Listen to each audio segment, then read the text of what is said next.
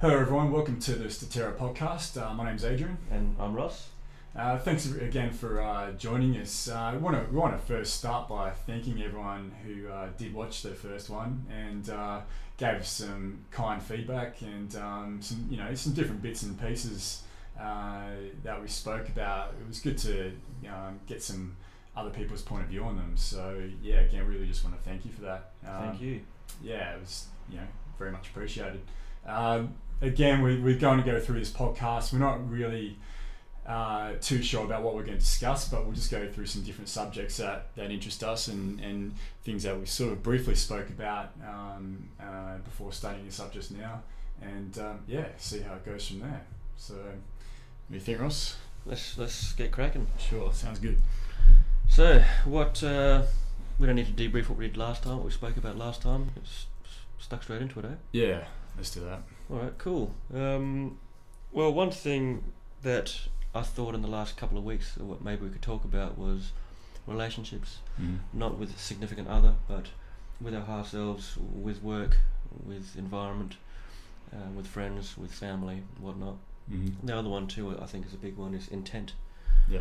Intent for holding circles or holding space, intent in the way we approach work or life or each other, and of course balance.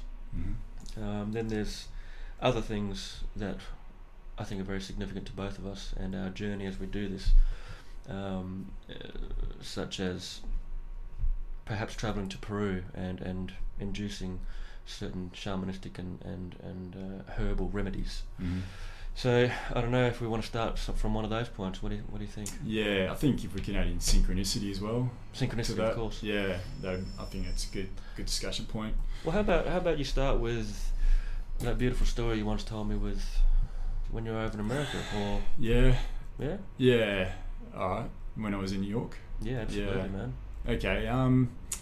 Yeah. All right. So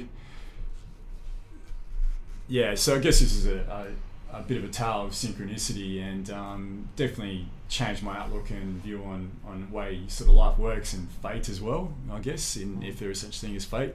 I'm more than willing to believe that what happened to me was coincidental as well, but some people like myself don't believe in coincidence anymore. Yeah, sure, because there is more occurrences of this synchronicity. That's right, where especially when you reach a certain level, not that there's a hierarchy, but when you reach a certain level of awareness, I sincerely believe, and I feel I know, that there is no such thing as coincidence. Sure. You reach a certain level of awareness, and it really is beyond coincidence.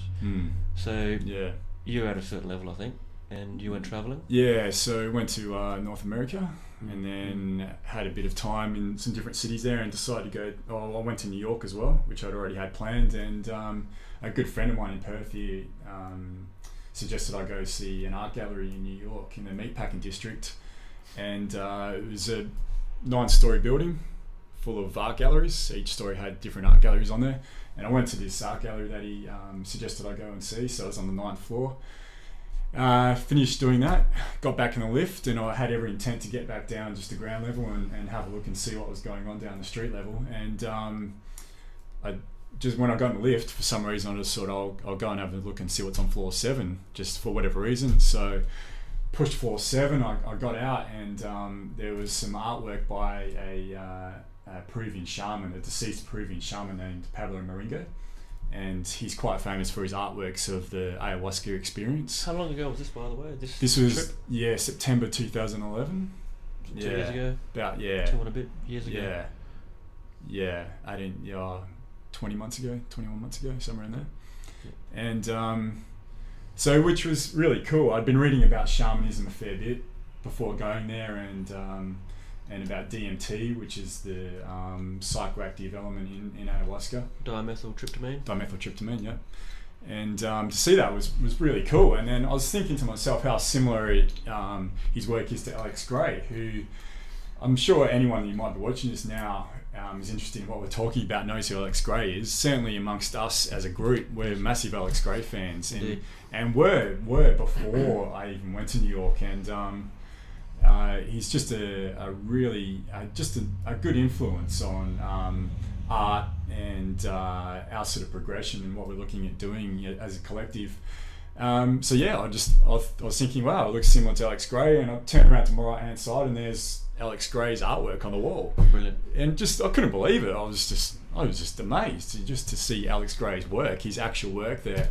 And so I started talking to the curator about it. This was in the morning. This was about 10 o'clock, 11 o'clock in the morning. And she said, well, if you come back later tonight's actually the opening night. If you come back, you'll be able to meet him. You'll get a chance to meet him. And that's what I did. Yeah, I went back that night and managed to talk to him.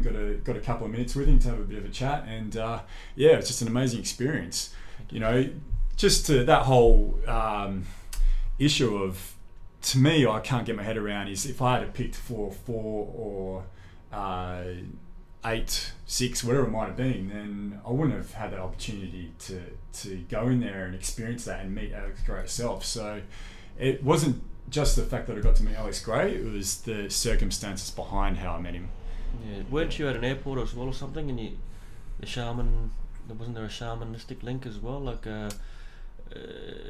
this art gallery? Yeah, well, there was a girl, Amy, that I met in New York, who I met through a friend of hers when I was in the airport at San Francisco. Yeah. But yeah, that was a bit of synchronicity in that as well. She's still a very dear friend of mine, and if it wasn't for meeting her, then I might not have gone to that gallery that day and did all that. So yeah. And you did all this by getting away from your comfort zone, so to speak. You went on a holiday. Yeah.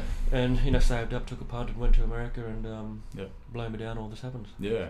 Yeah. It gives you a little bit of motivation amongst other things that not that you need it, but it just helps, I guess. Yeah, I think it was just for myself, I think any time synchronicity does happen or does occur, it's a way to show you that the path you're on, if you're doing certain things in your life, whatever it might be, whatever you're trying to achieve, you are on that right path. Yeah. Rather, there's a theory that maybe, before we are carnated into this human body, that we've picked different points in our life that are going to occur, and maybe that's true, who knows. But I think if that is true, those different points of synchronicity might be that actuating, that's actually coming to fruition. Yeah. So yeah, I think that synchronicity for me, all these deeper truths, synchronicity, balance, intent, I think they're all related, to certain deep levels, a certain a web of relationships. I think with synchronicity, things like deja vu, and what you just spoke of, different points in our lives. I think that it's a recognition or an indicator of something like we're on the right path towards reaching our full potential, our destiny, our fate, what have you. Sure. Keeping in mind, of course, I believe, that in the non-physical realm, so the astral, the dream state, the energy body, in the non-physical world, time is not linear. There is no time. Yeah. So that, philosophically, if you like, brings into view, into conversation, the fact that destiny and fate, which is not an end goal, destiny and fate is here now.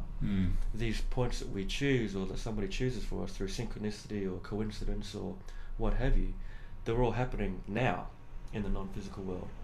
So it's a beautiful thing. Maybe it's such. I'm starting to believe, and I have done for some time, that these moments of synchronicity and deja vu are somehow related to this deeper level of not so much past and future lives, because I don't necessarily believe in linear time in the non-physical. It's about parallel lives. It's about the past, the future. It's about as above, so below. It's about what's within, right here, right now. However you want to look at it. I believe that synchronicity, deja vu, intent, fate, destiny, all these wonderful things absolutely relate to the now, and they're just indicators that we're on the right track. We are on the right track to our destiny. We're on the right track to reaching our fullest potential. Yeah. And when we reach our fullest potential, for example, in this physical world, then I would hope that we move on to the next level. Yeah. Which I think we spoke about last time, which would be something like the evolution of humankind. It's not necessarily a physical evolution, but a spiritual evolution. something like this. I heard a good theory about deja vu. We might have spoken about this. I can't remember, but it was a few weeks ago. If you have a belief in alternative, I guess what you're talking about as far as alternative universes go, and that your self can also belong in other alternative universes, not just this one. For sure. But the deja vu is when your self in one universe, or the universe you're in, dies and is transferred to another universe. About this. Yeah, but there's a little overlap of a second or 2 seconds. And that's what deja vu is? That's what deja vu is when your spirit, your soul is transferring into another universe, into another outcome. Yeah. I think it's a really interesting theory, yeah. I like it. Yeah, we have spoken about this. I mean, I think that not necessarily goes hand in hand, but it's somehow related to how I feel. And, the parallel lives, which infinite? Well, infinite possibilities. If the universe is infinite, then it stands to reason that then we are infinite. That every possibility that can occur will occur in for ourselves in alternative universes. If the human being is capable of, this is deep. It gets into a very, very huge web of conversation. If the human being is capable of imagination and thinking anything, any possibility or any variable, then it's arguable that anything is possible. Yeah, sure. And I don't necessarily think that's just a philosophical point of view. I think that's real. I mean, if I think... Well, any possible outcome is possible, So therefore, it's infinite possibilities. Yeah. Because the imagination is infinite. Sure. And imagination, on a different note here, is also... I've heard certain authors write about how imagination is magic. Imagination is infinite possibility. It is intent. It is manifestation. Yeah. It is faith. Imagination. It's the thought. It's the mind, isn't it? Yeah. It's another one of those words which has meanings and feelings behind it that are very similar to other things. Imagination, magic, higher self, and all these things. What's your belief in imagination as far as where imagination comes from? Creativity. You can call creativity and imagination really. Yeah. What a question. Where imagination comes from? Okay, I haven't really thought about this, but absolutely different levels of imagination. So I can imagine what I'm going to have for lunch. Let's have a salad.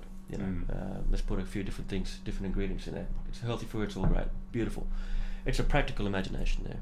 Maybe the fullest extent of imagination, I'm gonna those deeper levels of imagination. I think they come from a deeper spot. So I would say my higher self. Yeah. Especially the deeply creative things. And when I say higher self, your heart, wherever creativity comes from. If we don't want to talk about it in terms of the chakra analogy, imagination, it's all of them, I guess, when they're all in balance. Yeah. Different levels of imagination. Some of them more practical. The ones that are more creative, I believe, come from a place that is pure and light, in terms of the white light, and it comes from our higher selves. It comes somewhere deep within. Some people, as we know, are more left brain, non-creative, non-imaginative, than people with more right brain. Yeah. Where does it come from? Well, you wouldn't feel comfortable in saying. I don't feel comfortable in saying that creative imagination comes from our right brain, and mathematical imagination comes from our left brain. I think it's more complex or more deep than that. I think it's related to our higher selves. Well, science has never really been able to prove it, has it? No. Up until this point, at least. Yeah. So what about you? Yeah, creativity, imagination. Mine differs on it. I mean, I think it's a romantic notion that it's created by our higher self, or it's the consciousness or the subconscious, unconscious is projecting creativity to you. And Graham Hancock has that theory of your brain is like an antenna tuning, much like a TV antenna tuning into a station, and our thoughts are very similar to that. Our brain is an antenna for our thoughts from a subconscious level. I like that. Yeah, I think it's definitely a valid theory. I think though, like there's another Jacques Fresco is a social engineer. He's the main proponent behind the Venice project. If anyone out there you want to Google that, it's quite an interesting project that he's really just an alternative society he's trying to organise. He's on the Zeitgeist documentaries. I was watching the interview with him the other day, and his belief is that the creativity, there's no such thing as creativity from beyond. Creativity is the sum of our own experiences, sum of our own memories that we correlate inside our brain to produce a thought, a drawing, a painting, or whatever it may be. This is creativity. This is creativity, yeah. And I think for a scientific point of view, that definitely is plausible. I think that's missing out on something though. To say that the sum of our I like it. The sum of our experiences somehow brings about creativity. It misses out also. Do you think the sum of our experiences brings about our mathematical thought and thought as well? Yeah. So creativity being the artistic side. Yeah. Right? So it would be something like the sum of our experiences and our heart space. You know, it's our love, our faith. Yeah. Our philosophical point of view. Yeah. So keep going. What the sum of our experiences? Yeah. Well, that was really sort of it. Just the creativity. Yeah. Any thoughts that we have in a creative manner are from just the sum of our experiences. But maybe it could be a combination of both. It could be both that you're really tuning into and been able to develop. You know, I don't know. And some people can definitely do it better than others, but maybe that's a practice thing as well. You know, creativity and imagination. Yeah, it's a very important thing. Without creativity, without imagination in the world, nothing would be developed. We'd still be living in caves, which actually might not be such a bad thing, really. It might not be such a bad way to live when you think about it. But when you look at the amount of pressures we have as a society at the moment, but yeah, I mean, as far as evolving and taking technology further, we need people to create and to think, in order for that to happen. And so again, what's a good way to facilitate that, to be able to do that, to really better the world? I think I was just thinking as you were talking there, that the question of where does creativity come from, it's just a question that's prompted this conversation, but it's not necessarily about the question. Yeah, it's about how do we harbour it. Yeah, how do we help creativity and this imagination culminate. Now, Ken Wilber, I don't read a lot, but he's an American philosopher related to Alex Gray, as in not in terms of family or blood, but they catch up and do their things. Yeah. A great modern day philosopher. I like his authorship, his books very much. So he suggests, and he sets it out in one of his books called A Brief History of Everything. Okay, yeah. Great book. I finished it. He talks about evolution of mankind, evolution in terms of the mankind and worlds and planets being a beautiful thing, because scientifically, the Big Bang, microorganisms or single-celled organisms, blah blah blah blah blah, Darwinistic approach, we've evolved into these beautiful beings from some kind of slurry of organisms. We've turned into this. Yeah. Now he suggests that that's got a part of it, the Darwinistic type evolutionary theory, but that the universe, and we're talking a huge scale here, not in terms of massive size of the universe, but just unlimit your mind if you can, and through millennia, eons and eons of time, unimaginable time, he suggests that there's something like there's an innate beauty in the universe, in creativity, imagination. There's an innate, deep natural motive for beautiful things, for imagination and creativity.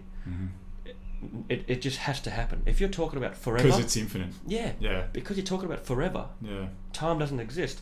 Well, then that means that space could be full of nothing, but equally so, it could be full of beautiful imagination, beautiful planets, beautiful creativity, human beings which are capable of doing anything. Yeah. So including ugliness, though, as well. Absolutely. Yeah. Which, if you go to the beyond dualistic approach, it's all good. Yeah, sure. So good and bad, whatever human capacity is, or a being's or civilization's capacity is, it's all good because it's better than nothing. Yeah.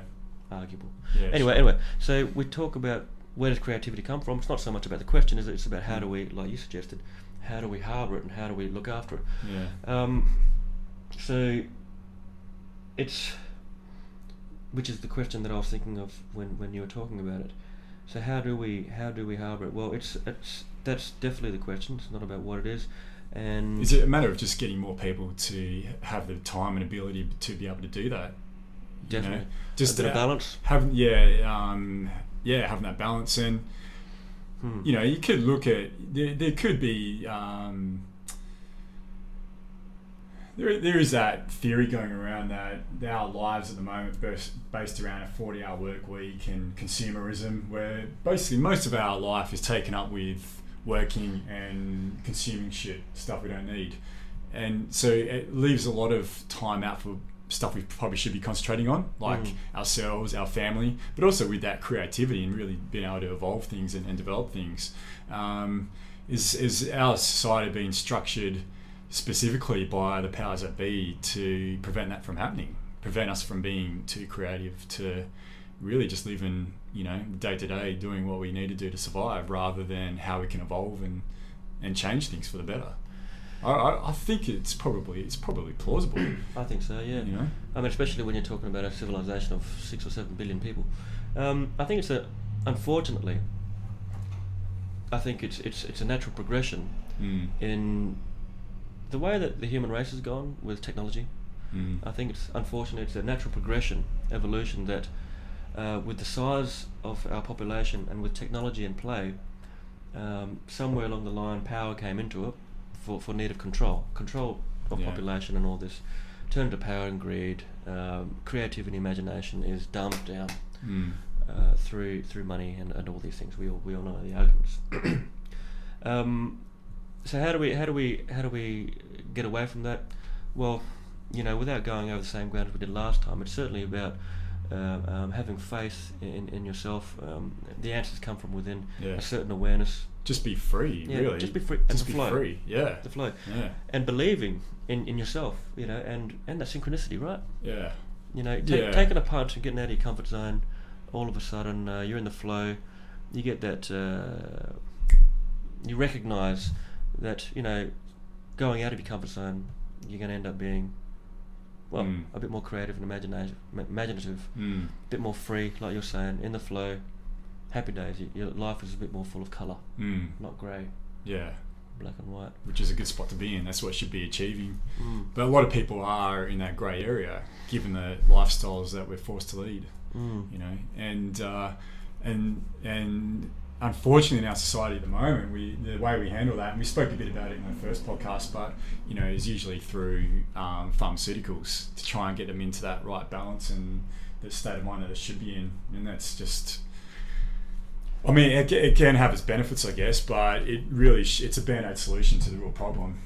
You know, that's the big thing, I think, is as far as society goes, is everything that we try and do to fix it at the moment are really just band-aid solutions. They're nothing that's really getting in depth. Either we're too afraid of going too in depth to remedy the ills of our society, or we're not being allowed to do it.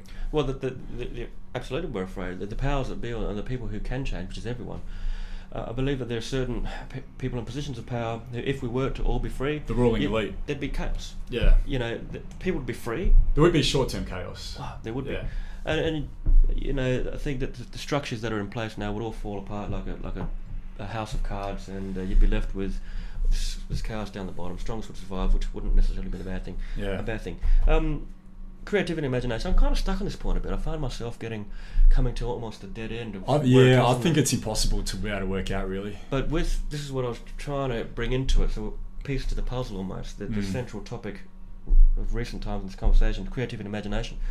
You know, this thing that I was saying about Ken Wilber. There's this innate, universal law that there is beauty around, and beauty arguably equals beautiful animals, beautiful planets, beautiful things. Sacred geometry is another thing. Throughout the environment, throughout the world, throughout us, right here, the natural environment, there's patterns. Yeah. which it's is where everywhere. ayahuasca comes into it too, by the way. Yeah. Because sacred geometry, I mean, you know a bit more about this. Can you tell me a bit more about sacred geometry? Sacred geometry, yeah. I guess it's just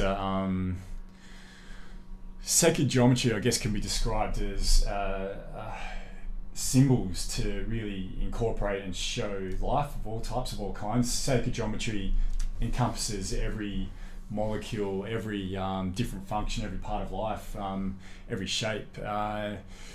The flower of life, if sacred geometry is something you're interested in, then the flower of life is something that you should Google. Just Google flower of life. Have a read. Not just the flower of life itself, the actual symbolic structure of it, which is very aesthetically pleasing, but it contains every known element in the universe that we know of, at least anyway, in this figure, and it's been used for thousands of years. The Egyptians used it, the Greeks, Italians used it.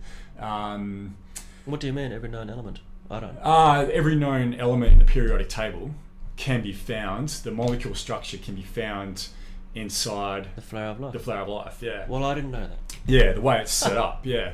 Brilliant. It has so many meanings and determinations, and fantastic. Yeah, it's just it's something that I believe in, and there's certainly more people out there believe who have got an interest in sacred geometry, that it's something that's quite important to get that awareness of it out there. I mean, so in this, that's a great parallel to creativity and imagination, I believe. Yeah, well, to what Ken Wilber's saying about as well. Yeah, and I actually use, maybe we should talk about our backgrounds, educational backgrounds as well. But before we get onto that, though. Yeah, well, I use, because I'm studying landscape architecture at the moment, I do use sacred geometry as a creative platform, I guess, for my designs. Yeah, I think it's quite important. It's a fantastic idea, by the way. I think it's great.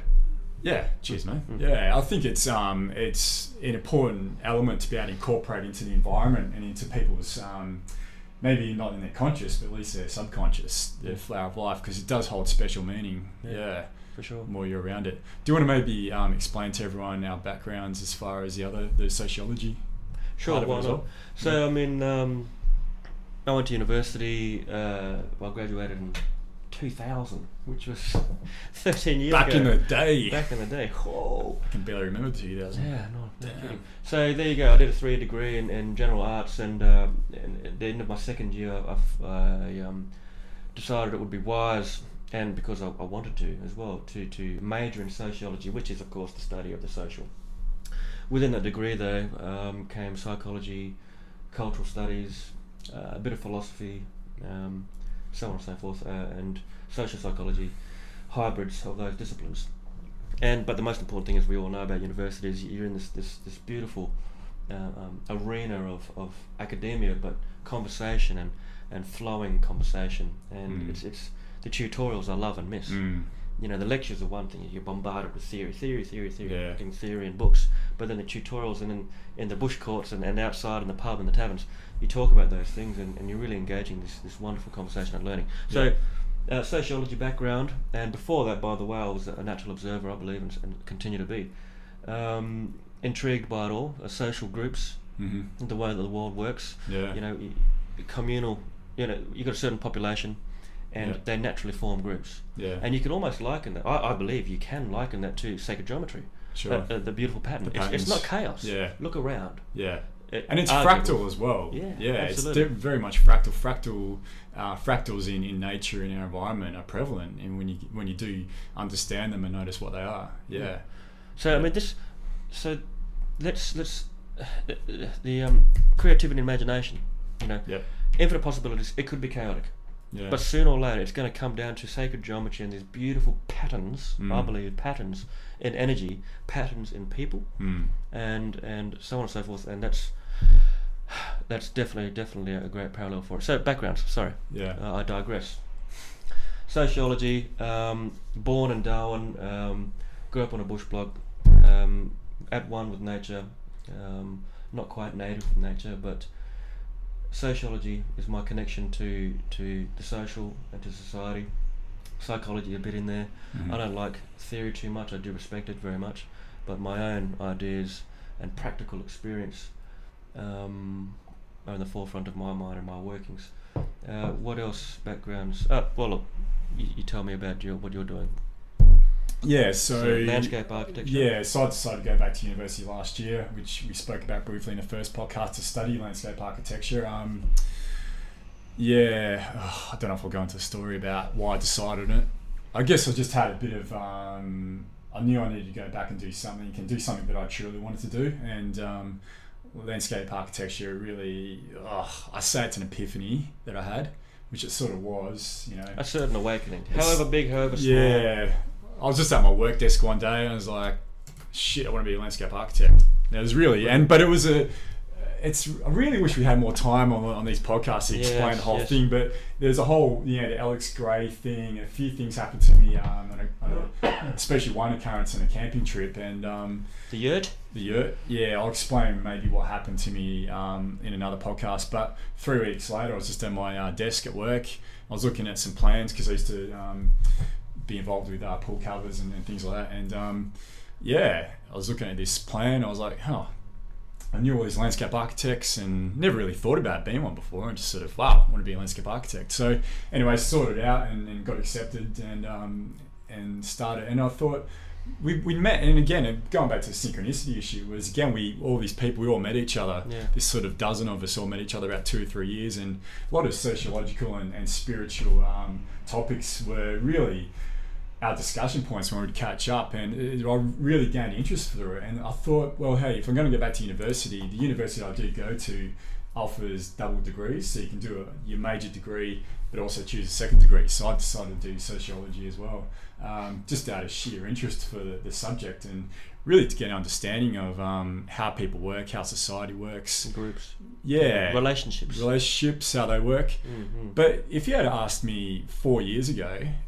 about sociology or studying sociology, I would have rolled my eyes back at it. I would have looked at you. Yeah, I would have been glazed over. Like, sociology, what? And I actually had an ex who studied sociology, and we'd speak a bit about it at the time. This is going back a few years ago. I never had really any interest at all. So what happened? What happened to me? That is it just maturity, or I think it is to one level. Just an evolution of myself? Certainly had a thought, an evolution of yourself and oneself and people out there. Yeah. Psychology, study of the psyche, the individual. Yeah.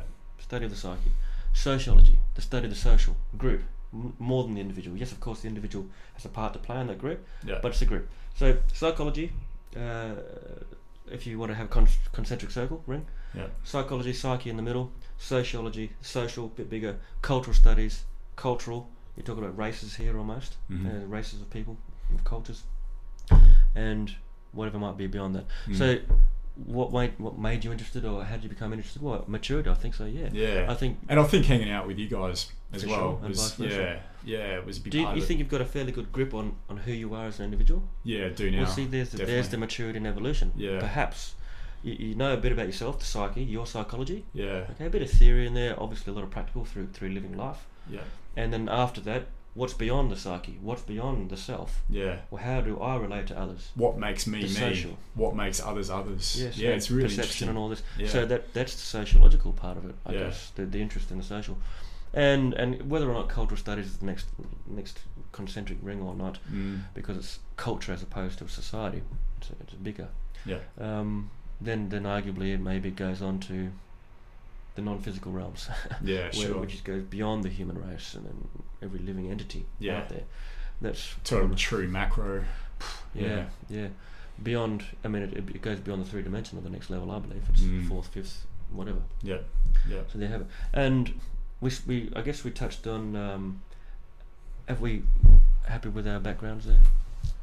Yeah, I think so. Yeah. Yeah, I guess we just sort of wanted to explain to, again, anyone who might be watching this, our backgrounds, and understand why we're interested in these topics, and our sort of educational or what's helped us become observant and refine why we're interested in these topics. Yeah. Sociology hasn't made us interested in these topics. It's helped us understand it, perhaps. That's true. We were already interested. I'm sure you were the same, already interested in it before you studied your degree. And hopefully some of the people out there are as well. Yeah, I think it's really important. I've got my belief is that anyone that goes back to university, whether they be a high school leaver or a mature age, should do in their first year, so in their first 2 semesters of university, they have to do 1 unit of sociology. in that, so 2 units altogether in that first year. It really does help to develop an understanding of other people. The degree that I'm doing, it's a basically combined anthropology, sociology unit, which go well together, which go hand in hand. And it's just been, again, going into, I think I had a pretty good grasp of cultural relativism, especially moral relativism.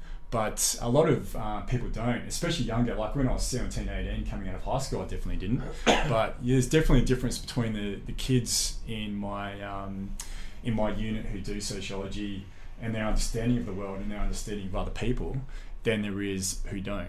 There's definitely true understanding. And a lot of the ills in this world, a lot of the problems in this world is really just not being able to understand other people. And that's where sociology really helps. Yeah.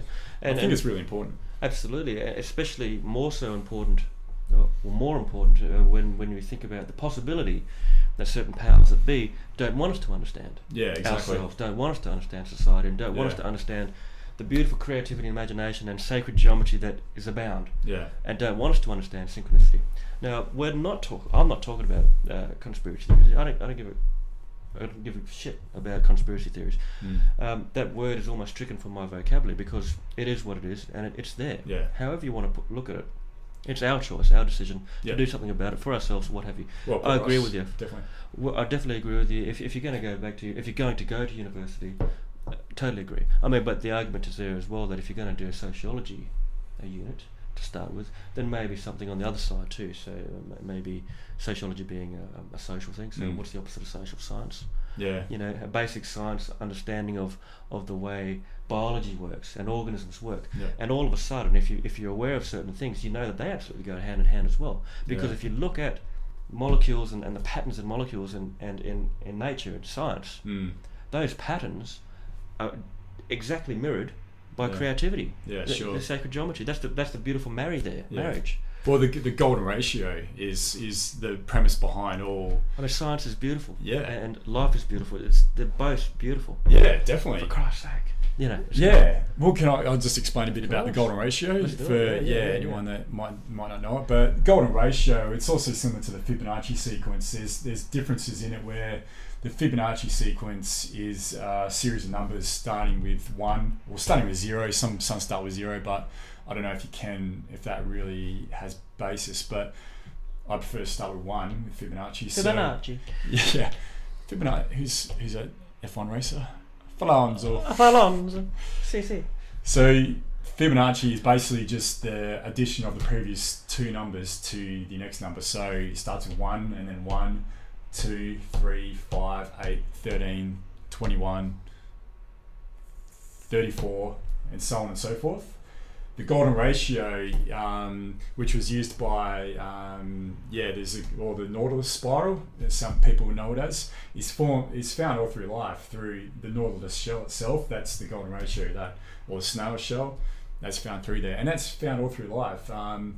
Leonardo, did the the man, I can never remember. Is it Venturian Man or something like that? Very close to it. Yeah, he based Correct us if we're wrong. Yeah, exactly. Yeah, please write in. That the structure, his form was based on the golden ratio. So golden ratio is seen as the perfection in nature, in life. Is it the creative representation of the science? Of the numbers behind. That's right. You're exactly right. Yeah. The main difference though with golden ratio and Fibonacci is Fibonacci has a it's finite. It goes on forever, but it does have it's not infinite in itself. It finishes at 1. It can't go any finer than 1. Say the number 1. Whereas a golden ratio, it's both infinite out, but it's also infinite in. There's no. It's never ending. Small. It's never ending inside or outside. So. It's argued that nature itself is more of the Fibonacci, we don't really have a true understanding of nature though. Maybe the golden ratio does stack up more in nature. We don't really understand nature as it gets down to the molecular level and what goes past that, beyond that, to the smallest levels, do we? We think it just keeps going. Well, we think it stops at some point, and that's where the Fibonacci, where it just finishes at 1 is. But maybe it is a golden ratio where it's just infinite internally as well. I think I think it is, and this is really interesting. Very. I'm intrigued by this. It just nerds me right out, but it's just fantastic.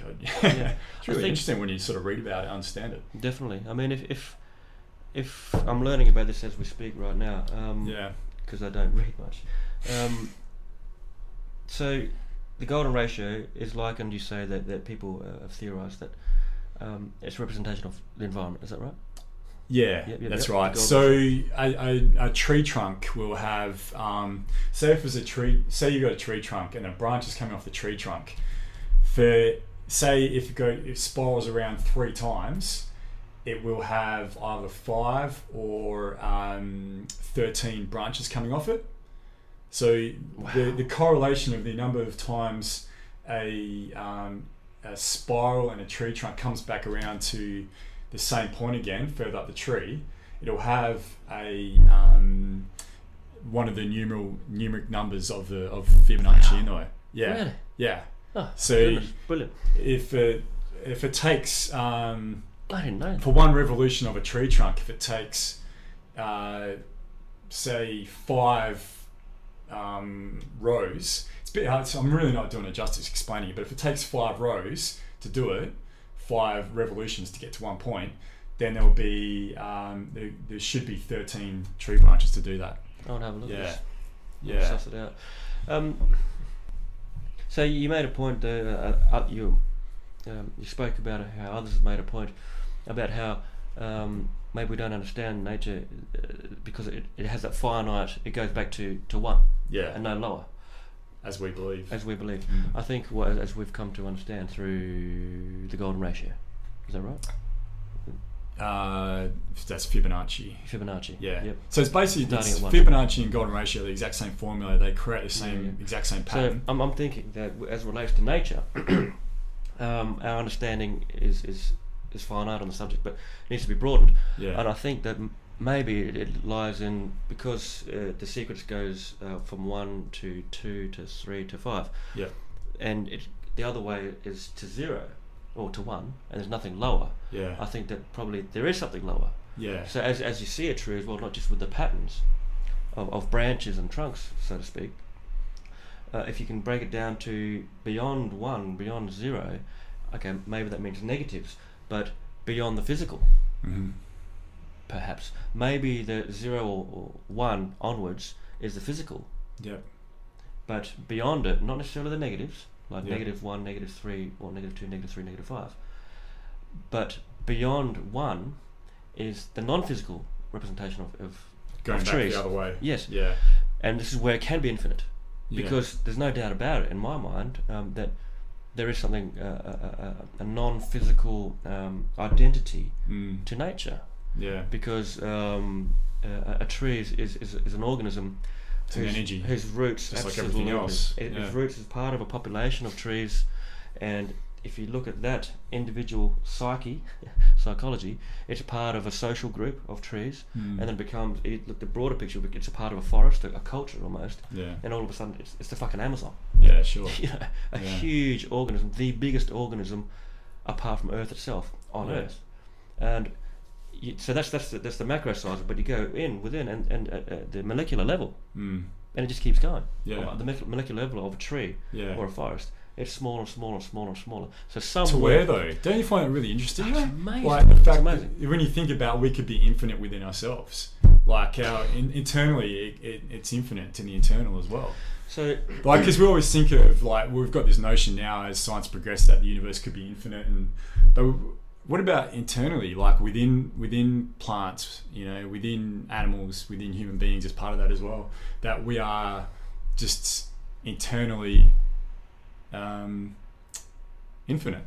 Well, the possibilities are infinite. Does you fucking absolutely minding, doesn't it? I mean, trying to wrap your head around it. I mean, especially at that, I'm getting goosebumps now. Especially at that magical moment where we are born, because from that moment we are in this physical world, and the world is our oyster. Yeah. We could do anything. Of course, we are destined. We've got a certain path, and our influences from our parents and our environment influences us and guides us. Yeah. But really, within reason though, there's lots of people born in unfortunate circumstances where they don't have those. Absolutely. We were just lucky we were born in Australia. Yeah. You in Darwin, I in Perth. Yep, absolutely. You know, we have these possibilities. You know, that's the unfortunate thing in a lot of parts of the world. That, But and maybe- we're digressing a little bit here, but you know that we're, you know, why shouldn't everyone have that ability to be able to choose to go back to university Well, you at see, 31 years of age and So this is the you know. physical possibilities may be restrained, but the non-physical possibilities are infinite. Wherever you are, whatever language you speak, and however yeah. unfortunate or fortunate Good you point. may be, the non-physical possibilities are definitely infinite. Yeah, but we don't understand them though. We don't understand them but enough. we're definitely getting a better understanding. We're getting there. Yeah. better understanding of it. Yeah. And Do you think that's where science can really help with spirituality and science combined? I think that's what's needed. Let's not ignore both sides, all sides. There's more Yeah. than two sides, not just science and philosophy. Yeah.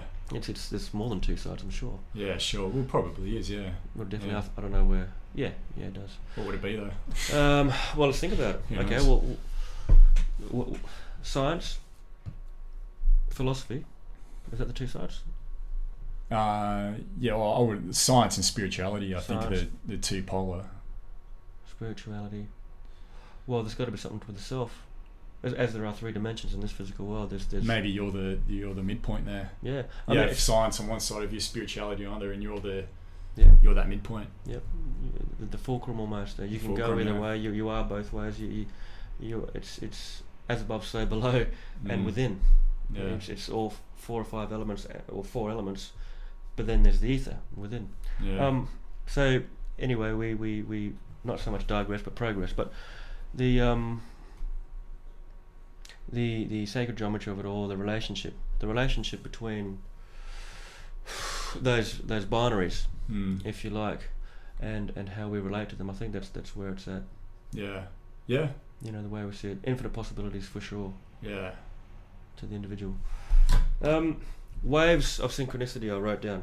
You know, where to from here? I mean, sacred geometry. I mean, with creativity and imagination.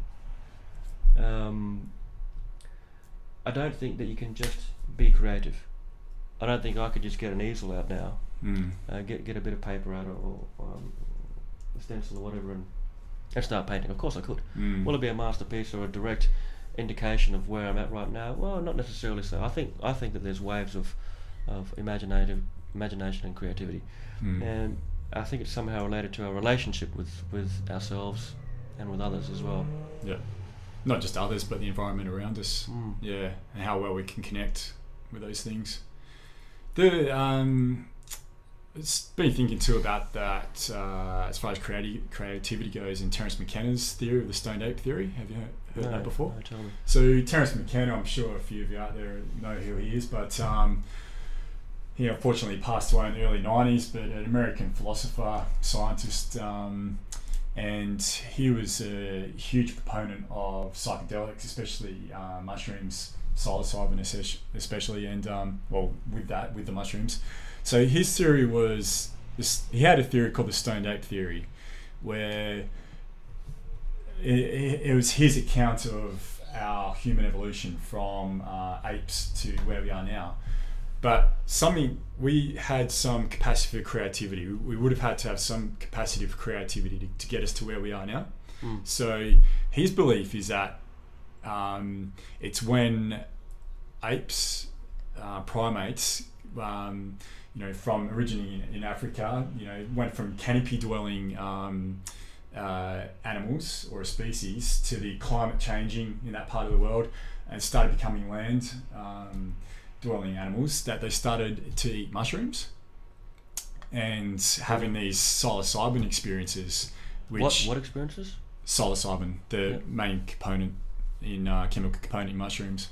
And then this was giving them the ability to create, and the imagination was flowing. Human beings in 2 million years, our brain size doubled in a 2 million year gap, and that's absolutely unheard of. I was going to say uncalled for. It was absolutely unheard of for a species brain to develop that quickly, and no other species in the world has developed that quickly. So his argument was that, or his theory, I should say, was that it was the mushrooms, the eating of mushrooms. Yeah. What do you think expanded about that? Who knows? Well, I mean, there's other theories. Maybe it was just a fluke. maybe it was extraterrestrial input as well. That's another theory. You know? I don't mind all those theories. I don't mind those theories. Yeah. I think it's probably a combination of all. Yeah. I probably believe more the stoned ape theory because we don't have any evidence of really that we have any concrete evidence of aliens and alien interference with us. I've heard different people talk about experiences they have that make them believe it, and I don't doubt them at all. But to me, it sounds, from my experience anyway, it sounds more plausible that it could be the mushrooms. Yeah, it sounds wacky, doesn't it? But no, not at all. I think not at all. It doesn't. Yeah, I guess it doesn't really sound wacky to me. I think what sounds wacky is the extraterrestrial one, which I actually believe in. Yeah, I think it can definitely be true too. Not just in extraterrestrial influence. Yeah. But I certainly do believe, this is a generic statement, I guess, but I certainly do believe that it's a balance and a combination of all things. I think there's a I'm not just talking about the jump in the human evolution. It's so quickly, this 2 million year gap. All of a sudden, the coming of modern man. Yeah. Anthropology. Where they're digging up bones and stuff. What's that? Paleontology. Archaeology. That word. What's this archaeology you speak of, Russell? So there's Neanderthal, yeah. and then modern man. Yeah. Fucking bang. Yeah. All of a sudden we don't have these big brows, and hunched primate type physical look. All of a sudden we're upstanding. We're pale. We've got fair hair. Combinations of. Yeah. And the collided Neanderthal, so to speak, has died out. Although still amongst us. There's a belief now that our species ran parallel to the Neanderthals, and that we sort of evolved together, and they went off one way and we went off the other, and it could have been a survival of the fittest. Our species won out against the Neanderthals, but there could have been some interbreeding in there as well. And there certainly is. You can see it in society. Yeah. I reckon I could see some Neanderthals out there today. Yeah. Just they're short, stocky, strong type. Yeah. And there's they're valuable members of society. Yeah. It's all beautiful, hunky dory. I think in evolutionary times, the human race, earthling race, is but one part. We want to talk about concentric rings here. One part of the humanoid race. Yeah. It's a fractal. Yeah. So beyond Earth, I think the human race goes way, way back, and this is where my ideas of extraterrestrial intervention, influence, guidance comes into it. Yeah. I believe that it has to have happened. I've heard a good theory of why aliens are doing this. Do you want to hear it? Yes, and then I'll talk about mine. Absolutely. Yeah, sure. That Ross and I both have a belief in reincarnation, and we really are just our souls who incarnate into these bodies, these human bodies on Earth, to experience, to learn, and then we go back again. And what's the term we used last week or last podcast, I should say? The term or the phrase? The term when we sit on what we've learnt and then reflect upon it. Contemplate, reflect. Consolidate. Yeah. And then come back again and incarnate into another body. So, but there's this, watch this interview where this person was saying that possibly aliens are doing this. It was through his psychedelic experiences that he encountered this, that he said that aliens do this, evolve us as humans so that different soul levels can have the opportunity to come to Earth and be, so the higher level souls can come and be a part of this community on Earth. This is brilliant. I mean? Yeah. So this is what theory, sorry? Just a theory, the alien theory. Yeah. What do you think about that? Oh, it's definitely plausible. Yeah, very interesting. I really like it. Yeah. So the higher level souls can come incarnate into this human experience on Earth. Yeah. It's not so much that I like it, but I've thought about these things. We've thought about these things and spoken about them, and I think it's plausible. I think it's beyond plausible. I think it's happened to some degree. There's an intergalactical community out there. Whether it's parallel, in my opinion, we might differ on this. There's parallel universes. The possibilities are limitless. Yeah. Sure. So, it stands therefore that the possibility of a committee of a relationship between the human race, the Earthling race, and another, the Andromedans, the Syrians, what have you, and Palladians. I mean, Jesus, the Greys, the reptilians, what have you. I think it's great. Okay, so do you want to move on to the next one? I guess. Well, sure. Where are we at with aliens and that, ETs and their influence on our evolution? I guess. I wrote down a couple of things, Adrian, if you don't mind. This is a bit out there, I guess. Maybe related to... Compared to what, exactly? Yeah. What we've been discussing in the last 45, 50 minutes. Yeah. This is a bit strange. Okay. But this was the ET stuff, I guess. So, sure. We'll move on to other things. David Icke. Okay. I went to his talk a year or two ago with two of our great friends, the Bruces, and I don't agree with everything that he proclaims. I don't necessarily subscribe to what he says, but some of his viewpoints are similar to mine. Mine are similar to his. I reckon before I saw his talk and afterwards, it just reinforced my own point of view, and I believe that that there is some kind of controlling mechanism or controlling party in place, not just Earthlings, but other ones, whether they're reptilians or not, whatever. I believe that the fear that we have as a people, as a race, fear versus faith. I think creativity versus non-creativity, colour versus grey, black and white. The colour being creativity, of course, and imagination. They want to dumb down. Well, for control and power's sake, they want to dumb down this creativity and colour. Yeah. In order to control, for their greed and power. Where fear comes into it, this is the emotions we're talking about. War. Wars are created, some people say, not just for money and for power. I believe, not just for money and for power, but for fear. And fear, not just to control, but fear, I believe, it's an energy. You need energy to have faith, energy to believe, and energy to be scared and fear. Scaremongering, tactics, blah blah blah. I believe the energy that is in fear is somehow, on some level, harvested. It gives life to certain things. Now, correct me if I'm wrong, but I know that our own worst enemy is ourselves. We develop complexes, which turn into nightmares, which turn into a fear of crossing the road, a fear of light, a fear of relationships, a fear of oneself, a fear of our own potential and capacity.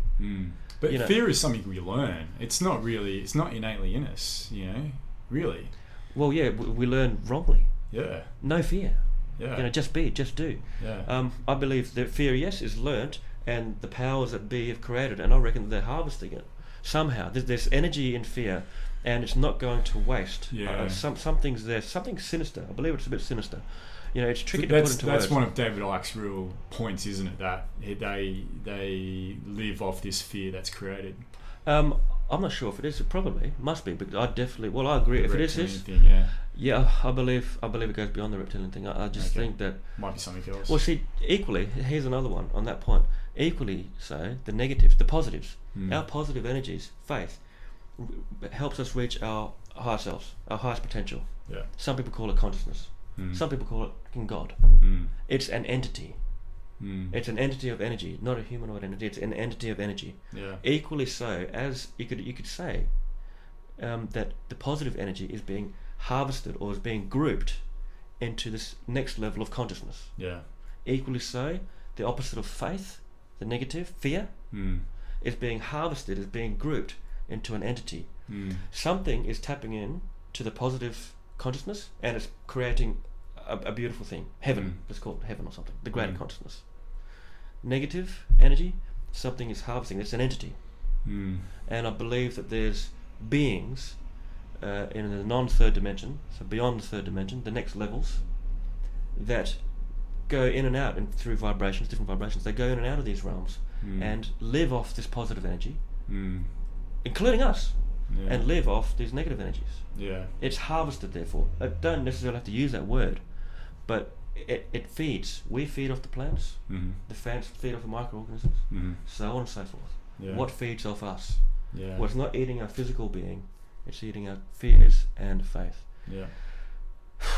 It's hard to get a grip on and to believe, but that's the nature of evolution. How the hell do we know what's next until we get there? We think we're the top of the food chain, really, don't we? But it's not necessarily. It stands to reason in infinite universe that we're not. So Absolutely. Yeah, David Icke, I'm really not sure. I'm not sold on him. I mean, really, those were my ideas before I went to Icke. He just sort of reaffirmed them. Yeah, I don't buy the reptilian stuff, so to speak. Yeah. I don't buy that the moon is a hollow antenna. Yeah, and a spaceship. I think that's what the David Icke's got some good points, but I think he undoes himself with some of these.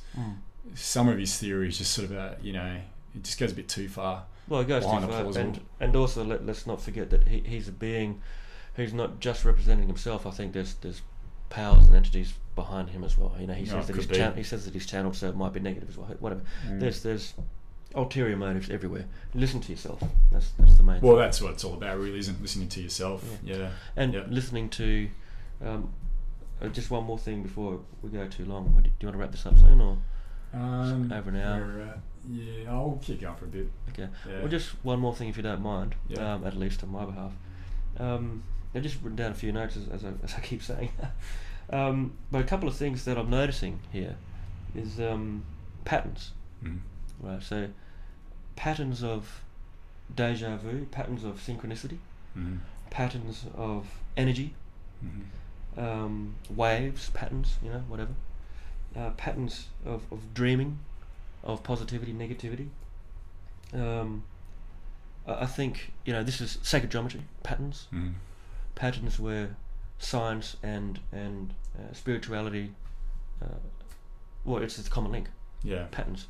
So you see patterns in science, Fibonacci sequence, for example, and you see patterns in life, the sacred geometry.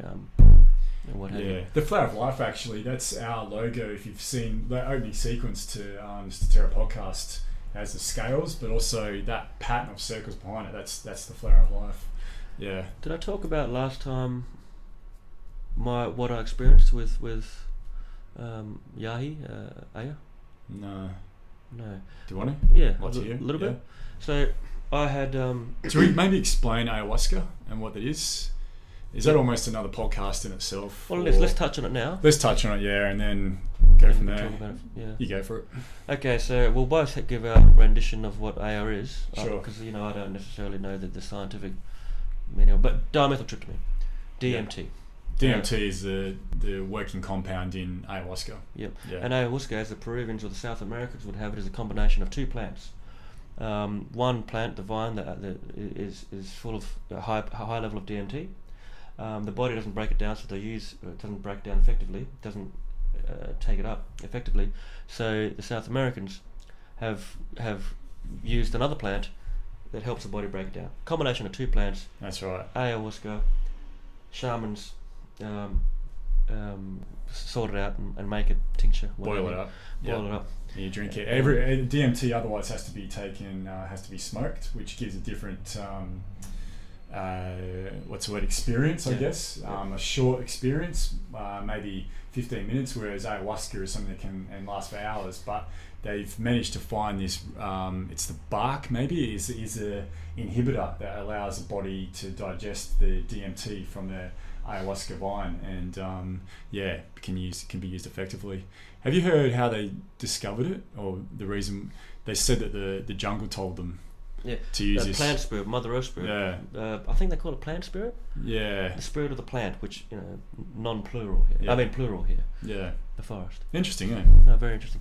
So, and this, by the way, is another thing how science or biology, the beauty of biology is goes hand in hand with the beauty of the experience of biology, experience of taking the biology, which is the plant, ayahuasca, the DMT. So you've got this physical compound, dimethyltryptamine, from a plant or two. Yeah. Which also thing, and then it gives you the psychedelic experience, which some people call it a journey. You can see the future, so on and so forth. Yeah, have entities come to them. Yeah. But also, we should ayahuasca is something that is really starting to become prevalent in Western society, especially over the last 2 years, I guess. The authorities would call it an epidemic, perhaps. Maybe not an epidemic, but yes. hopefully it will do one day. Anyone that's watching this right at the moment, if you've lasted for the last hour, Google it, have a look into ayahuasca. There's more and more people traveling to Peru to understand it, to the Amazon to understand it and to undertake it. But DMT itself is found through, like in Perth, where we're from, Western Australia, it's found through the acacia plants. Ancient Egyptians used acacia as a way for them to get into psychedelic states. And by the way, there's hundreds and hundreds of species of acacia in Australia. Yeah, exactly right. We're a very lucky country. So the Aborigines used it, amongst other things, to help get into their altered states. But DMT itself, it's a really interesting compound. It's actually found inside the human body as well. And it's found in all grasses, all plants. Yeah, and the pineal gland, which is the third eye. Yes. Third eye. The pineal gland is a singular organ inside the brain. Every other organ inside, or part I should say, non-hemispherical. Has doubled, is mirror imaged. But the pineal gland is this gland in the center of the brain on its own, and it's believed, they haven't been able to scientifically prove it yet, but that's the part of the body that produces DMT. And when you dream, DMT is actually the compound that gets released and cause you to dream. So it's huge. Yeah, it's huge. And when you near-death experiences as well, that's what they believe that is DMT being released within the human brain, creating visions, etc. Whether it's creating visions or it's actually the DMT, my belief is that it allows you to experience things beyond this realm, beyond this dimension. And that's a lot of people who have I haven't experienced it yet. I'm hoping to go to Peru in November if it works out and take ayahuasca. But that from interviews that I've seen and people that I've spoken to, it's more, their belief is more that it's an outside influence being able to access them. DMT, the spirit molecule, it's a book written by Dr. Richard Strassman. I really, if it's something you're interested in, I'd really recommend it. He did scientific studies in New Mexico over about a 2-year period, and they gave people DMT intravenously. And it's magic. It was just an amazing book, these experiences they had. There's a documentary on it too. There's a documentary on it as well. Yeah, if you really can find the documentary was really good. Yeah, highly recommended. Yeah, definitely highly recommended. It's just very interesting, and this progression that we're going through, this evolution, a strong belief by those who are going through this and experiencing this at the moment believe that ayahuasca is a big part of that, along with psilocybin and other psychedelics. But that ayahuasca is the true way to be able to sort of understand yourself and therefore those around you better, and also the universe around us. It's a very, very strong link between our physical self and beyond, the spirit. That's right. And we won't go on about what I'm about to say now, but there is you don't need entheogens to experience these things. You don't need ayahuasca to get into the dream state or to see psychedelic things. It just it certainly helps, and it's not. Some people say it's a shortcut. Oh, it's a cheap way. I disagree with that. I think it's fantastic, but that's another topic. Yeah. For another time. Exactly. Yeah. One thing I'll say on what you said in agreement. When the pineal, when we die or near-death experiences, I absolutely agree, and I've been told by, I've read and been told by people who have experienced things. I mean, Ned King, for example. Not that he knows it was DMT that was released from his pineal gland, but I believe that in agreement, when you die, DMT is released in huge amounts. Yeah.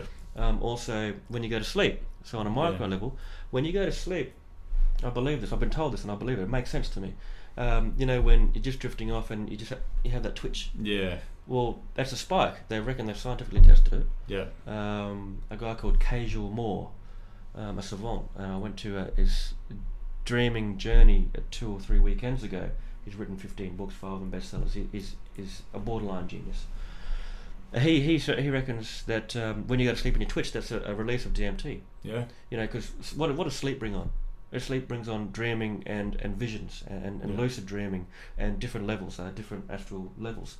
So, it makes sense to me that that's related to DMT. Sure. You know, DMT brings on psychedelic experience. Same as what is it in mushrooms? Psilocybin. Those types of things. So, you know, DMT is all around. You know, it's in most things, isn't it? Even in innate objects. Yeah. The spirit molecule, DMT, ayahuasca. So I had ayahuasca. Yep. You happy to talk about your experience? Yeah. I mean, it's a big topic, so I guess we'll brush we need to get the awareness out there. Yeah. There's no doubt about it. It's a big one. I mean, yeah, okay. Well, I had it. I want to go to Peru. I believe that Peru is the motherland, or as far as I know, South America. Hopefully, we get to go and meet up with a couple of crew over there. I had it in the greater suburbs of Perth. Yeah, it's commonly found in a lot of, I guess, developed nations around the world. Different cities you can access it, but they do believe it's a different experience compared to having it in the jungles of the Amazon, where Mother Ayahuasca, as she's known, is there with you and can access you and be part of you while you're undergoing that experience. So even though you do get a journey with it, it's not really necessarily the same. Yep. Yeah. What I would add to that is that I believe that Mother Ayahuasca is here as well because she's a part of nature and the environment. But what is missing here are true shamans. Yeah, that's another important part, is having the true shaman. You need the link. Yeah. You need. We've got ceremony here that goes with the ayahuasca. Yeah.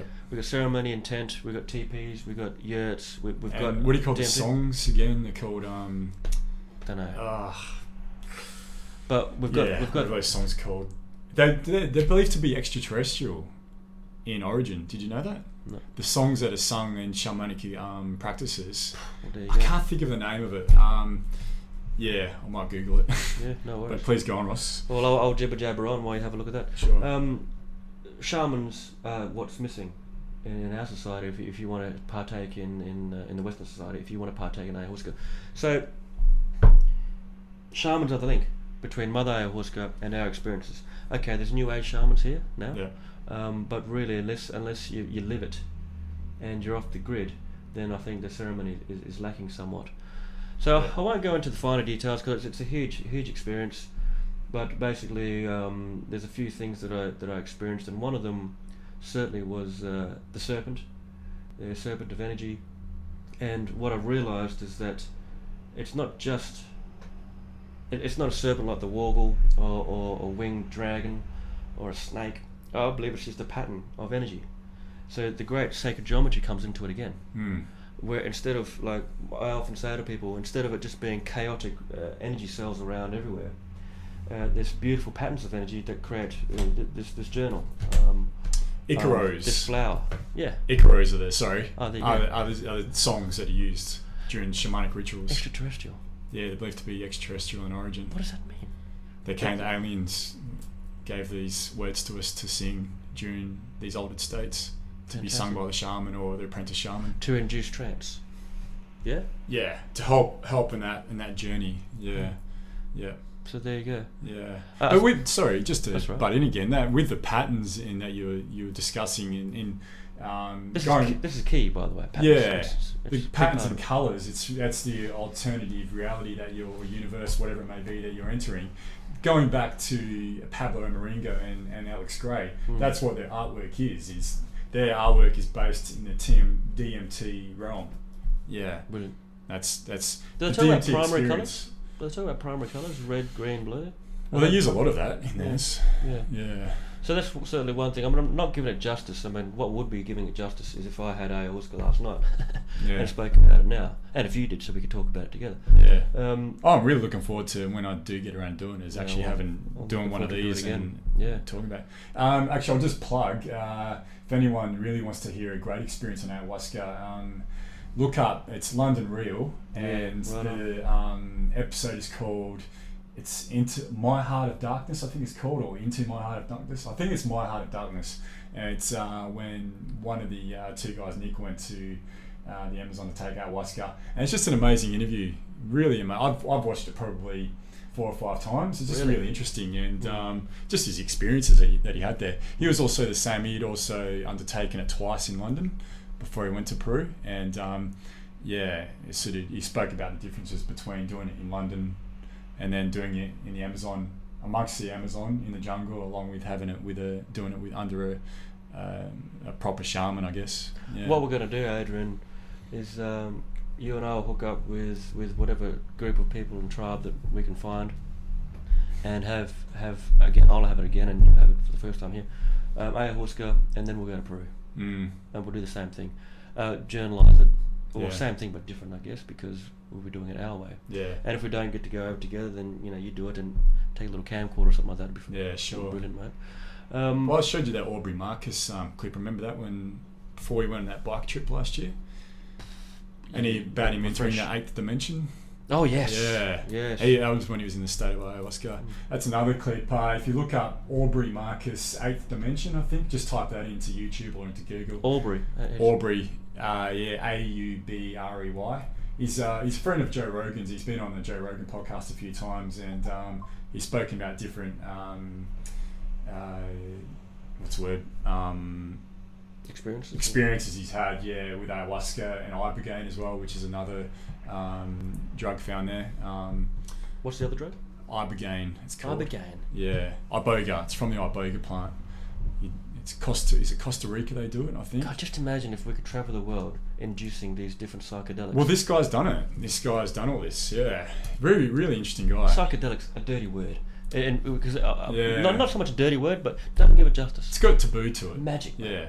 Until I became better educated on the subject and better educated on progression of evolution, I always thought of psychedelics as being a dirty word.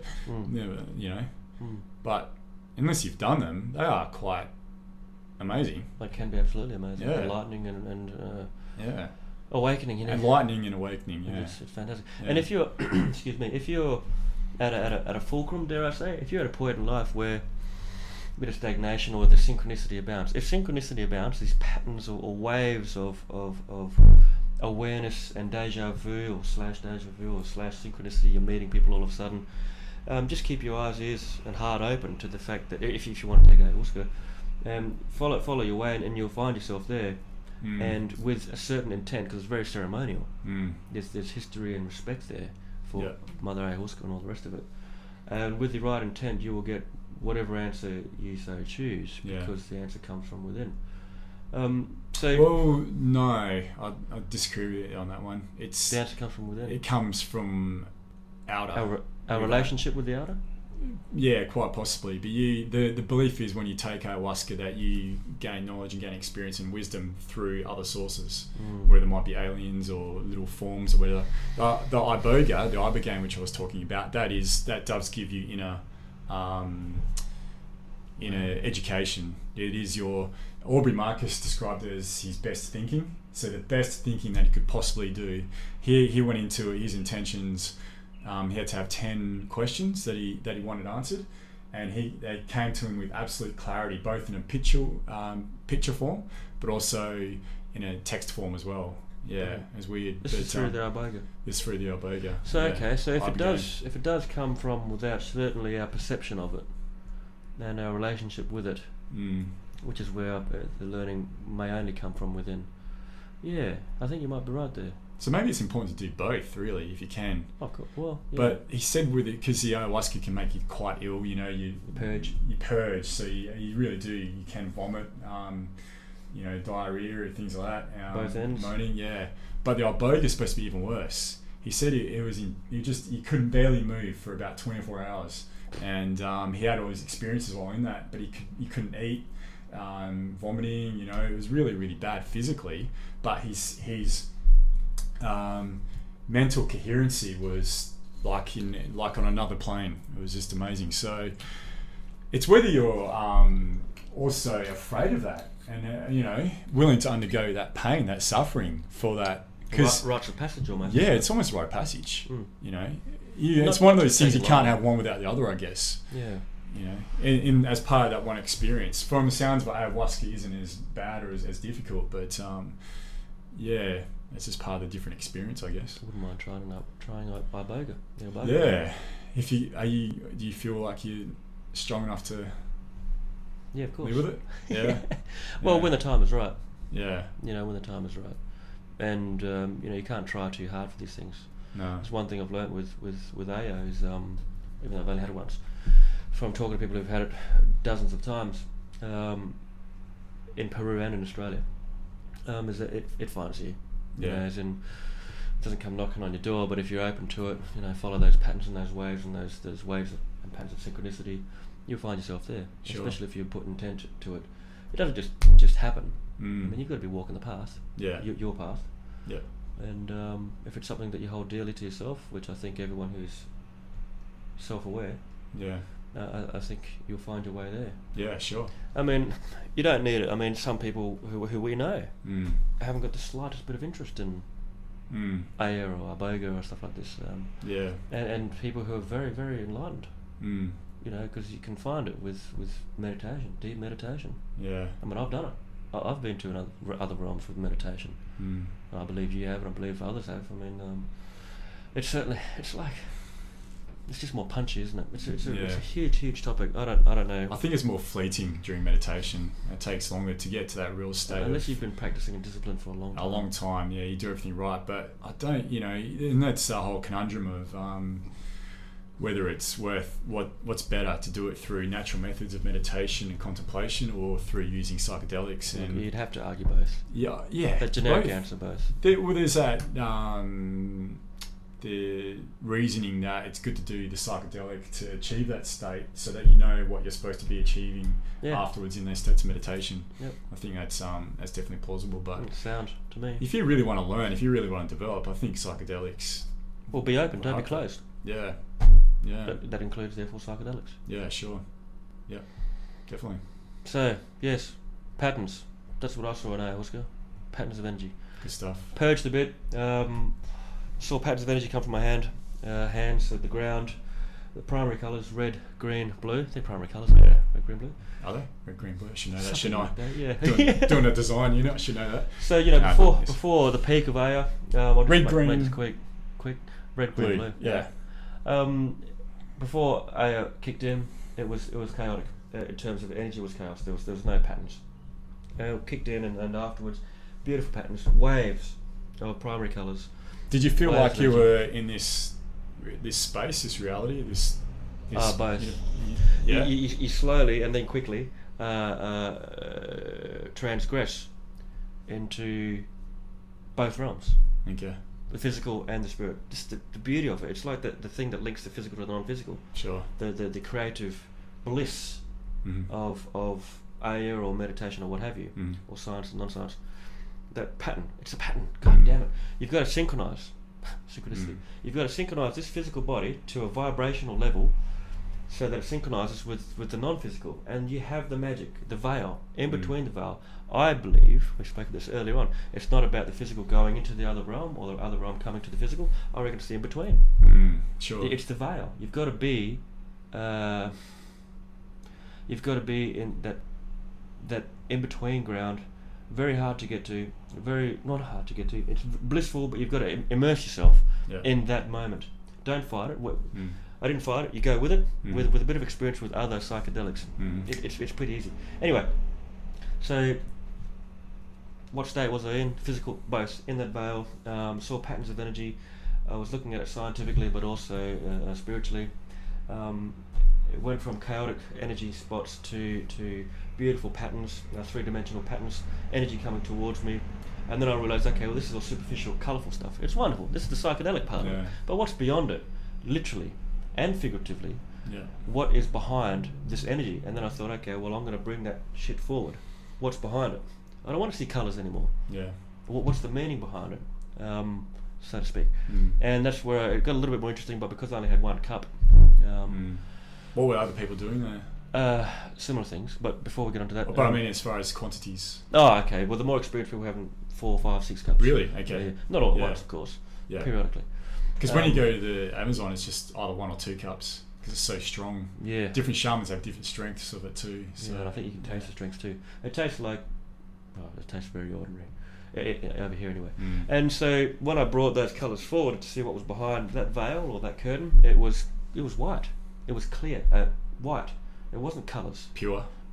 something like that. Was it the Great White Light? I don't know, perhaps, but it was very simple, and there were orbs of energy that were kind of like in the background that came towards me slowly, and within a nanosecond or 2 or 3, I came out of it. Okay. It didn't shock me or scare me. I just couldn't hold that state for very long. Yeah. And it was beautiful. It was a beautiful spot. I'm not going to dress it up too much. You should try for yourself one day, I guess. But then came out and started hallucinating, so to speak. Again, saw the beautiful patterns and looked around. It's very important who you have facilitating, who you're sitting with. Yeah. Don't fuck around. Don't interfere with anyone. Yeah. Do your own thing. Mother Aya will come to you, like you said. The answers, I like what you said. The answers don't come from within, but there certainly is a relationship, absolutely, between ourselves and Mother. I mean, it's a marrying of both. There's some kind of relationship between both. Finding that symbiosis. Yeah, exactly. And again, I don't think I've done it anywhere near justice because I'm not in that state now. But my goodness, anyone who's aware should seek, be aware of it, find it. Yeah. And we'll get there. Yeah. Hopefully. Yeah. Yeah. One day.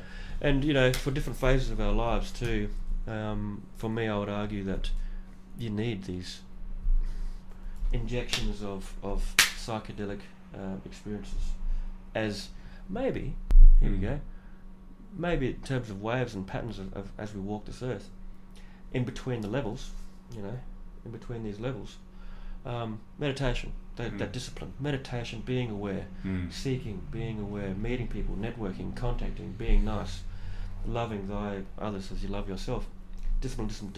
When you're ready, when the peak of synchronicity and wave pattern of energy is there, if you can time that with a psychedelic experience, or a deep journey, or a vision quest, a spirit hike, climbing a mountain, whatever, taking Aya or iboga plant, if you can time it at the right time, I think that's where magic happens. Sure.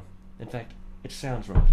If we're talking about sacred geometry and how beautiful that is and how it marries to the science and spirituality, then it stands to reason that when the physical life is going well and when you're at that peak of energy, that peak of synchronicity, that's the time to make the link between the physical and the non-physical. Be conscious of it. And I think that might actually lead to a bit of an awakening or an epiphany of sorts. And I think if you look back on your life and if I look back on my life, and if we were to really recall where we were in our physical lives at our different times of awakenings, I think that would be the case. Sure. That physically we were in a good spot, everything was going fairly well, and blowing me down, you have some kind of awakening or some spirit visits you in your sleep. You wake up with a fresh lease on life. Maybe equally so when you're really down. You're tapped on the shoulder. Hey, it's not all that bad. Sure. Just gotta have that positive outlook, I guess. Yeah, it's quite hard for a lot of people to have that positive outlook, though, isn't it? Yeah, that's a real conundrum I think we find ourselves in as a society, is trying to help those people who are in that space or are in that period to really help and come out of it. And I think you and I and a fair few others that we know, we've sort of maybe learnt how to do that just from our own trials and tribulations, our own suffering, but for sure, also learning that there is more out there and discovering that, through different practices, meditation, talking with higher each other, learnings, talking with each other, support, having those friendships are a massively important thing, relationships with others and like-minded people, obviously positive people. I really just I think we've both got, we probably, I don't know all of your friends, Ross, but and vice versa. But I'm sure you've got a couple of stragglers in there somewhere, which I do too, but mostly, I've surrounded myself with positive people, and that's not only just a reflection on you, but a reflection of who you are and the person you are, and how you sort of go through this life and do all that. So but how do you get, not everyone's born into those circumstances, I suppose, where they have that we possibility. We touched on this in the first podcast, and I think this feeling that we have right now, these people who aren't aren't surrounded by that kind of support and positivity. Well, look, without complicating it by trying to talk about this subject. I mean, we've just got to help in our own way. At the very least, you know, if we see it in society, if we stumble across a bit of negativity, if we can help, then let's do it. Yeah. You know, at least on an individual basis. Yep. Apart from that, you know, drop happiness bombs. Yeah. Free hugs. Yeah. You know. Just give $10 to someone who looks like they might need it, or tip extra to someone. I mean, certainly getting out there. You know, there's different little things out there, little followings and that related to positivity and helping people. Yeah, it's growing. I think. I mean, I feel we know something's happening. That sort of altruism. Yeah. But didn't we have that back decades ago, and we've lost it? You know. Oh, it's a struggle, mate. With our grandparents' generation, you know, you always hear stories about, you know, everyone helping each other out and things like that. Maybe that still happens though. Maybe we still do that. It's just this media thing of, you know, we're all divided, and, you know, the media just amplify that part of it more than what's really the case. Yep. Because by and large, I think most people are inherently good and do good and will do good and help others. You know. But I don't know. I think I spoke about it this morning. I think there is look, I know I've used the word too much, patterns, but momentum. I believe you mentioned momentum this morning. You know, whether you're talking about sport and momentum and winning a 5-day test with momentum, you know, whatever, 4 quarters of footy and you get there, and, you know, it's momentum. Yeah. I think, you know, decades ago our grandparents had it, or what have you. I don't think it's just like this, and it's a matter of what the media represents or what we perceive as individuals. I believe it is a bit of a seesaw thing. I believe it is a wave. Yeah, and sure. not just a 2-dimensional wave either. Yeah. A multi-dimensional.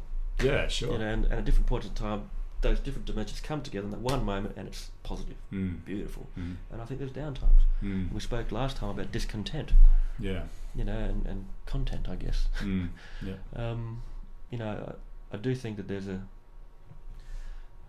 not necessarily a necessariness, a need for downtime, but that's just a fact of life. I believe that. Yeah. You know, it is up and down. Yeah, and to make the most of that period. Yeah. That either downtime or that plateau period. You know, that momentum coming up to it. You know, realise it. Yeah. Realise it and then use it. Sure. And when you're coming down, if you're coming down, if you're not lucky enough to be just going straight up, then realise it and surround yourself with a bit of white light and don't, you know, good people. Ask for help. Yeah. Ask for help and you know, count on. Don't depend on them, but you know, those relationships that you have. Yeah. Friendships. Yeah, very important. Definitely. Yeah.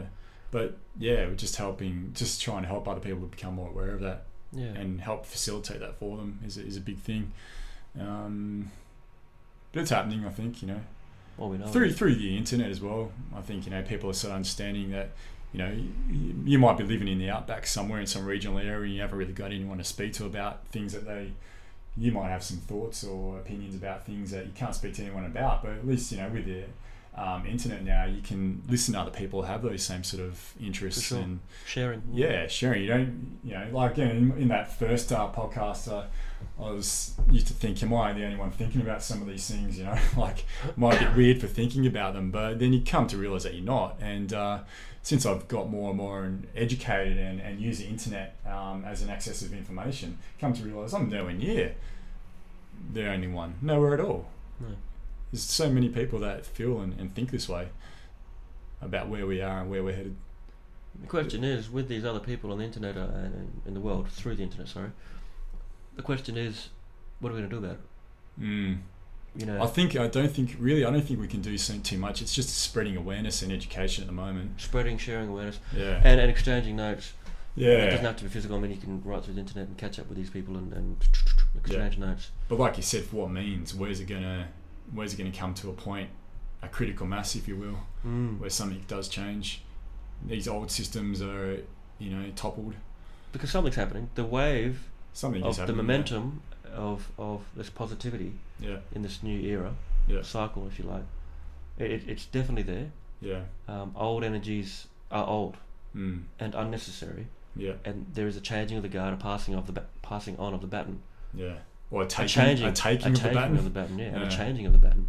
In fact, fuck the baton. It's not there anymore. It's a changing of the guard. A new paradigm. It's so we're aware of it. Be aware of it, and make those changes, right? Yeah. Start meditating. Yeah. Go and take that psychedelics, man. Go do some mushrooms or whatever it might be. You know, in a safe environment, of course, and Yeah. with the right intent, and with somebody who's got a bit of experience. You know, know thy facilitator. Yes. Yeah, that's true. You know, and you know, it should be free. Yeah. And if it's not free, then it should be a fair exchange. Yeah. A loving exchange. You know, it's just not all about the money. Yeah. In fact, it's hardly about the money. Money's just irrelevant. Yeah. Yeah. So, summation. Yeah. Well, I mean, Yeah. we started talking about. Oh, there's a lot of things, but patterns, synchronicity, Deja vu. awareness. Yeah. Relationships. Yeah. You know what? Aliens, of course. It's always interesting. Different levels, different dimensions. Yeah. The beauty of creativity and imagination, Yeah. as it relates to science, both are the same, or they have this beautiful middle ground. Yeah. And I think that's the beauty of not just these podcasts and of our conversations and of others, but you get to a level in a conversation or in a dialogue. You should, I believe, it's a natural progression where you get to a point where, for goodness sake, they may seem to be unrelated, but there's something at the centre and overall, holistically, that encompasses it all. And they all relate to each other. Everything relates to everything else. Yeah. And there's a common theme there, and it's beautiful if you can touch on it every now and then. Yeah. I'm not saying I feel beautiful now, but you know, I certainly don't feel bad, and I know that we've touched on things that are very real, very deep, and you know, we're important too. Very important. I mean, essential. Yeah. We're talking about these things. We're sharing it. You know, I love feedback, man. I love hearing other people's stories. Yeah, for sure. You know, and it gets around. You know, these positive stories get around, whether they're through ayahuasca or through meditation. So you know, start it up. Take a chance. Yeah. Spend just half do an hour. something. Yeah.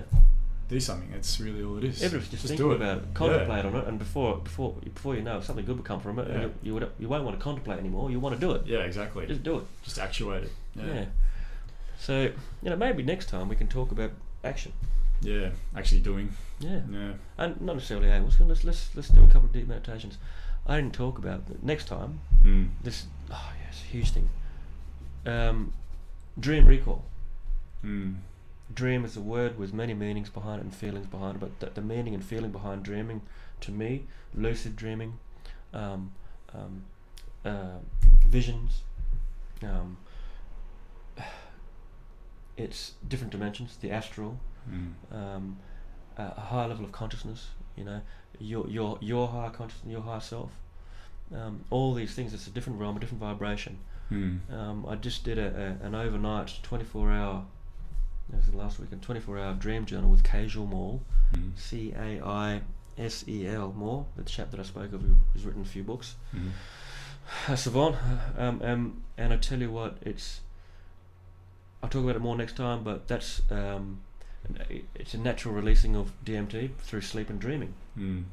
If you can strengthen your relationship with your dreaming by doing a few simple things like dream recall, writing down your dreams. Again, I'll talk about it next time. You progress it, and all of a sudden, you become very much closer with your higher self, your spirit, the greater consciousness, through dreaming, through the non-physical. So he amplifies a DMT release, does he? There are certain techniques, which I'll have to talk about next time. Yeah, sure. Yeah, there's a few simple techniques, and you've got to believe, of course. Yeah. You've got to and believe through science. Yeah. The science is there. Science is there. It's a fact. It's there, right here. Yeah. So, you know, that's for next time, and it's a huge thing. So, you know, we talk about now in this podcast. We've talked about a little bit about ayahuasca. Next time, maybe let's think about, amongst other things, meditation and non-psychedelic ways of traveling. Sure. You know, let's talk to some crew, you know, who've done these things before. But I know what I'll be talking about, and that's dream recall stuff from my dreams, and how, as we learn in this physical world, school, university, through talking like this, as we learn physically, without a doubt, don't forget this, that we also learn in the spirit world. Yeah. I know this. Yeah. I know it. And well, that's where shamans find out their information, and the access to information is through the spiritual world. So Exactly. hey, they're just human beings as well. So there's no reason why fellow human beings like us, like you out there, can't do the same thing. It's just a matter of being sort of open-minded, and if need be, the substances are out there to be able to do it. But also your own personal belief. So What do you think about that? Next time we talk about non-psychedelics, amongst other things. Yeah. I mean, Sure. have we spoken much about it, your meditative or my meditative experiences, or Not, dreaming? And not really. But I mean, maybe we like can. climbing Taliubal up and those wonderful physical things through sport, through physical activity, which have got us to moments of borderline epiphanies and awakenings, Sure. realizations. Yeah. Well, also, I mean, there are shamans around the world too that use drum beats to get into the Trance. alpha state of consciousness. Yeah, get themselves into trance. They don't necessarily need to use chemicals to get themselves in that state. Just drum beats. Yeah. That, at a certain tempo can do that. So Around about we can 90 talk beats per about that as minute. well. Yeah, that's right. To start with. Yeah. So it's all interesting. It's something we'll talk about. Sure. So what do you reckon? We'll sum up, Ross. Yeah. Yeah. Yep. I think we've done well today. Could just keep talking, couldn't we? We could do. I don't think we should. We'll go over it. We'll discuss what we want to speak about next time, and then go off there and sort it out from there and Cool. work it out. All very interesting. That's Very for much sure. so. Yeah. Well, thanks again for anyone out there listening. And we did get some really good positive feedback from the first podcast that we did 4 weeks ago now, and myself and Ross, we've both watched it again, and I feel, I don't know, we haven't really discussed it, but I definitely learned just from watching back over ourselves and what we discussed about. So it was good from my point of view at least. What do you think, Ross? I loved it, mate. I watched it a couple of times, and what I certainly learned was not to bang the table as much. Yeah, and, sure. The audio wasn't the best. Yeah. Well, actually, on that, we've got to thank the great Porcelain, fabulous singer-songwriter too. If you want to Google Porcelain, she's a Perth girl, and she's kindly donated a microphone and mixer to us as well. Has she given it to us? Oh, thank you so much. she gave it to us. Yeah, she doesn't know she has, but of course, thank you, Porcelain. We'll give it back to you, Porcelain, of course. But it's much appreciated to have it this time. But yeah, so hopefully the sound is better. I'm sure we'll watch it back. So what have I learned from the feedback and the first one is well, look, it's just all positive. Let's keep going with it. Yeah. Let's talk about things more. It's a forum for dialogue. And look at getting other people in now. I think as well. I'd be pretty content to get some other people in. We've got we said in the first podcast, but we really do have a wide range of people that we'd like to discuss the subjects with and bring here and talk to them about it. So yeah, it's just a matter of organising it, sorting it out, and doing that. So we'll just have to organise as best we can. Yeah. And sort that out. Absolutely. We could even, there's nothing wrong with this venue, but we could even do it out in the bush. Do it anywhere. Yeah, exactly right. So it was something we'll look into anyway. See what we can do. Anything else you'd like to add? Look, it's been grand. It's been fun. Yeah. We won't go over what we've spoken about. We already have. Yeah. Let things flow. Yeah, sure. Sounds good. Be aware. Definitely. Self-aware. Self-aware. Very important. Aware of things around you too. Yeah, sure. It's very important. So okay, well, thanks very much again, everybody, and we'll see you next time.